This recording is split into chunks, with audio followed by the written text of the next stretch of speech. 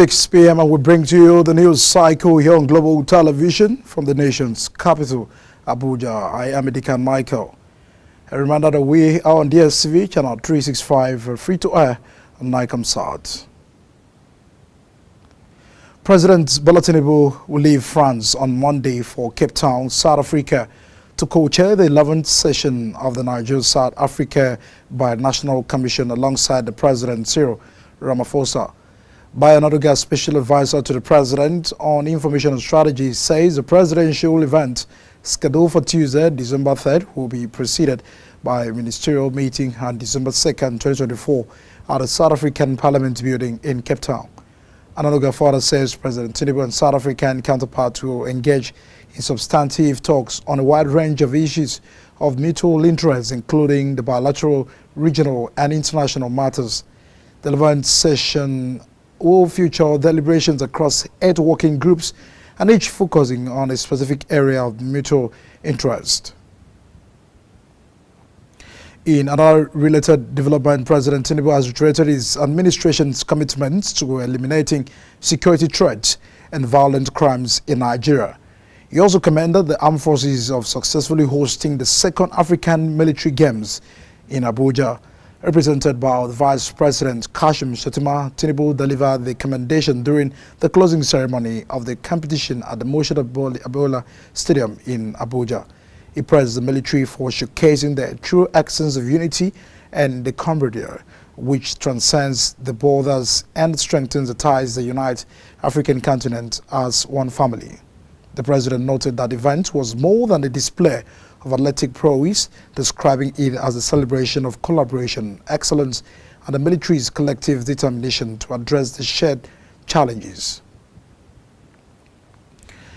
An anti-corruption organization, Socio-Economic Rights and Accountability Project, has called SERAP has urged President Tinubu to direct the Minister of Finance, Wale Dund, and the Accountant General of the Federation, Oluwale Tunjin, to disclose the specific names of companies and contractors who collected over 167 billion naira from the 31 ministries, departments, and agencies but failed to execute any project. SERAP is also seeking the details of the projects for which the contractors collected 167 billion naira and the proposed locations, as well as the number of contractors involved and the amount collected by each contractor. Those shocking revelations are documented in the recently released 2021 audited report by the Office of the Auditor General of the Federation. Deputy spokesman of the House of Representatives, Philip Abeza, says President Tinubu's proposed tax reform bills will take away the burden on poor Nigerians and small companies when signed into law. These 4 executive bills have since introduction pitched 36 state governors against the federal government, with their former calling for the withdrawal of the bills to create room for more consultation. Though some governors are said to be shifting their position on the matter, Borno State Governor Professor Babagana Zulum has, however, called on his northern colleagues to reject the bills, insisting that if implemented, they will damage the region's economy. Speaking with journalists in Abuja, Abeza called on Nigerians to rally around Tinubu's tax bills, adding that as lawmakers, the interest of the nation to pass individual or sectional consideration.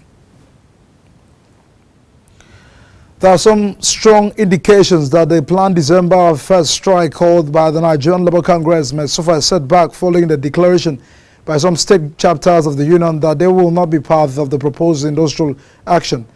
President Tinubu had in July approved a new minimum wage of 70,000 naira for Nigerian workers, including the civil servants, and pledged to review the wage every 3 years. Many states agreed to pay above the 70,000 naira minimum wage, with Lagos and Rivers State offering the highest pay of 85,000 naira. However, the 13th state and the Federal Capital Territory have yet to begin the implementation of the new minimum wage. Isoko Development Union Youth Wing in Abuja has held its inaugural ceremony and called by the president of the union, Simon Anejedu, for youth to contribute their quota in developing the Isoko people, the Niger Delta, and the nation through youth activism and commitment. Anthony Mamodu was at the union's inauguration and has a report. The Isoko Development Union President Simon Enajedu emphasized the importance of Isoko people as one of the oil-producing community in the Niger Delta and their need for the youth to uphold the interests of its people and Nigerians. Their absence in the scene for some time have created a vacuum, and in the past we've seen many groups masquerading as representative of the Isoko people. We are one of the highest oil producing nationality in Delta State. We can attract development to our place through youth activism.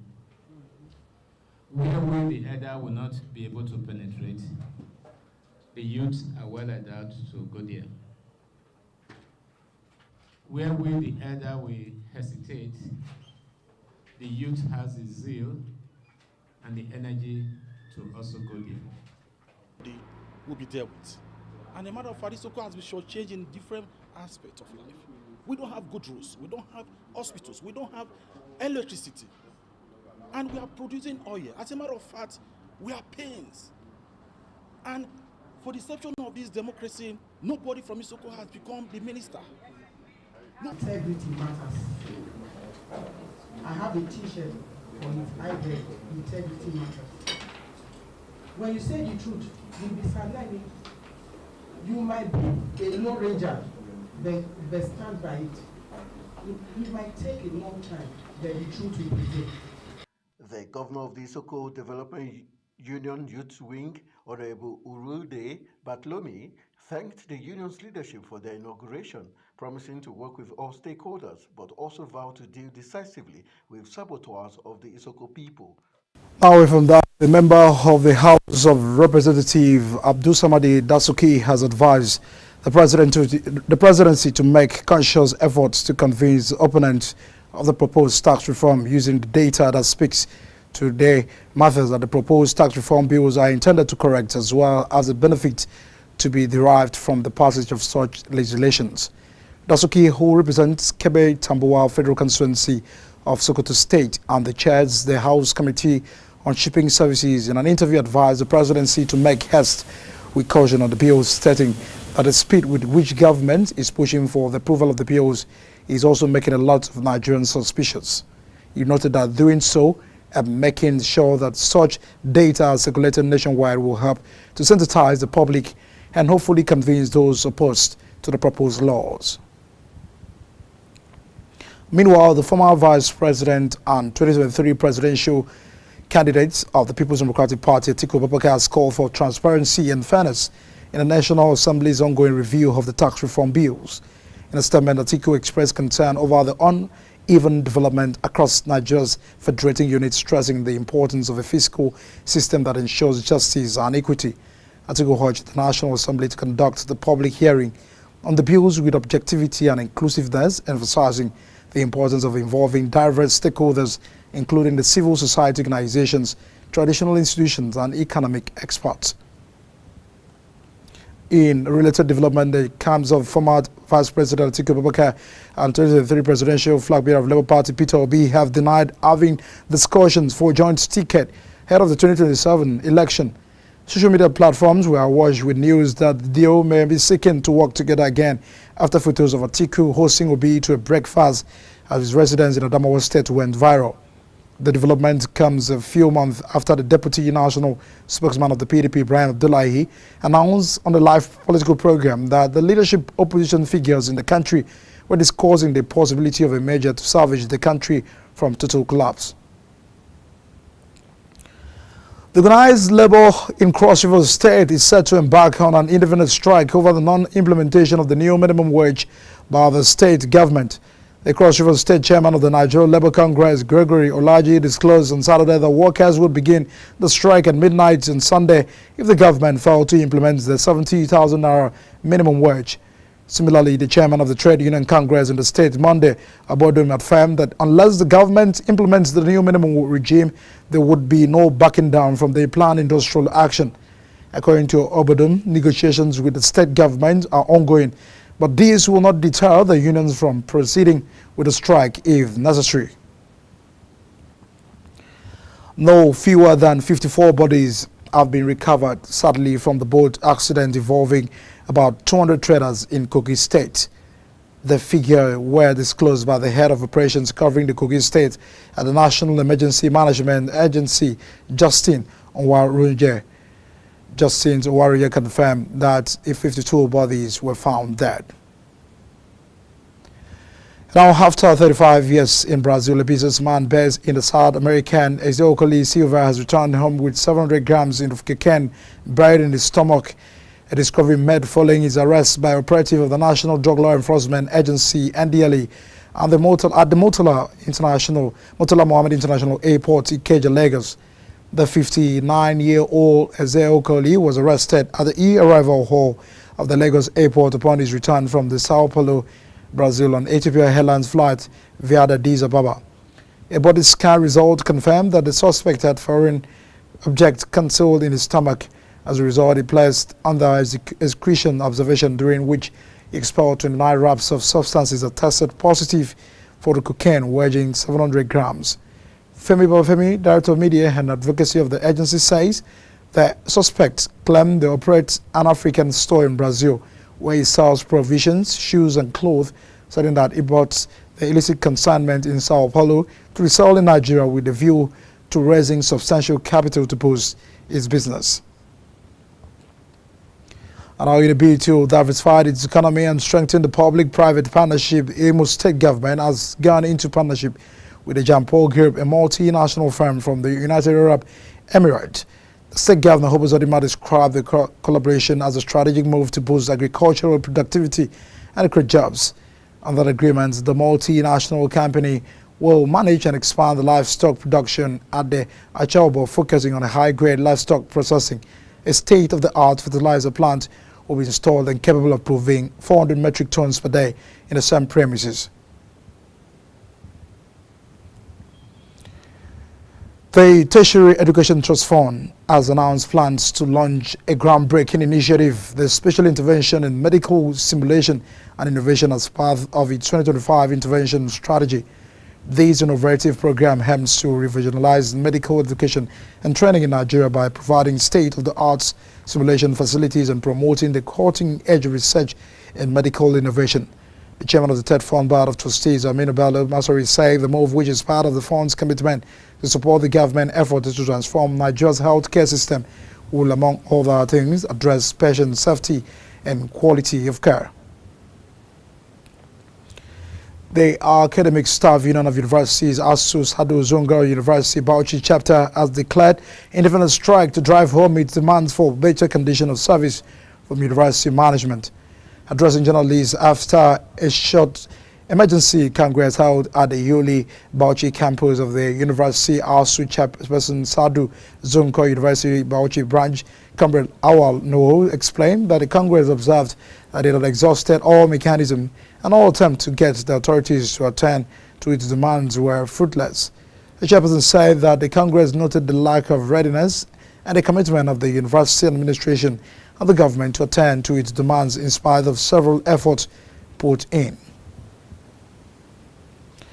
Watching the news cycle here on Global Television, coming to you live from the nation's capital, Abuja. When news cycle returns, Indonesian government expresses its readiness to assist Nigeria. We'll bring details of these as well as foreign and sports stories after this short break. Please stay with us.